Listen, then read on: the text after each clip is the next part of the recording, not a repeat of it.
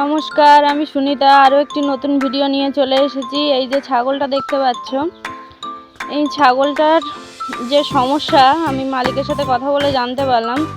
দুপুর 12টা থেকে ডাকাডাকি করছে, পা ছটকাছটকি করছে। ওনার কাছে খবর পেয়ে আমি এসেছি ছাগলটা ট্রিটমেন্ট করতে।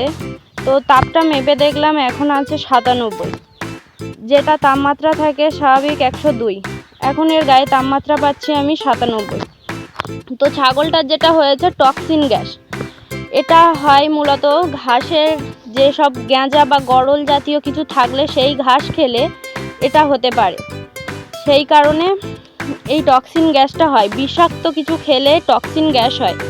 আপনাদের ফার্মে যদি এরকম সমস্যা হয়ে থাকে তাহলে অবশ্যই টক্সিন গ্যাস হলে যেটা ট্রিটমেন্ট করা যায় সেটাই করবেন। দেখুন ছাগলটার চোখের অবস্থাটা দেখুন, কাটকাট হয়ে যাচ্ছে। এটা 12টার সময় এই ঘটনাটা ঘটেছে, ওনারা বুঝতে পারেনি, যার জন্য একটু দেরি হয়ে গেছে। ছাগলটা 4 মাসের গাভীন আছে।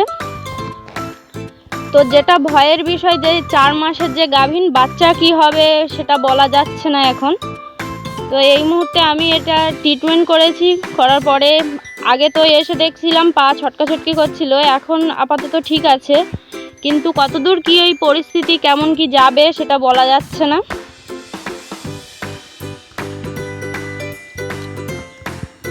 তো এই যে ছাগলটার পেটে যেটা হচ্ছে, একাই খুব ডাকাডাকি করছে পেটটা। এই পেটটা হালকা ফুলে আছে।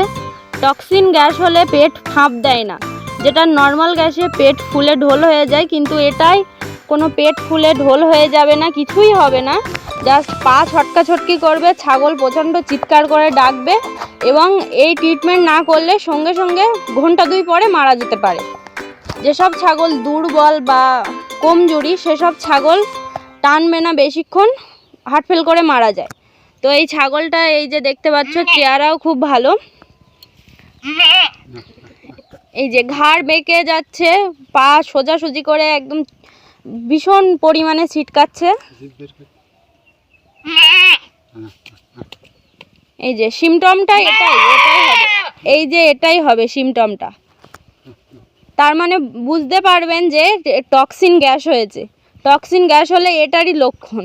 এই যে আমি ওষুধ দিয়েছি, দেওয়ার পরে এখন এই এসে মাত্র এই দেখছি যে এই অবস্থা হয়েছে।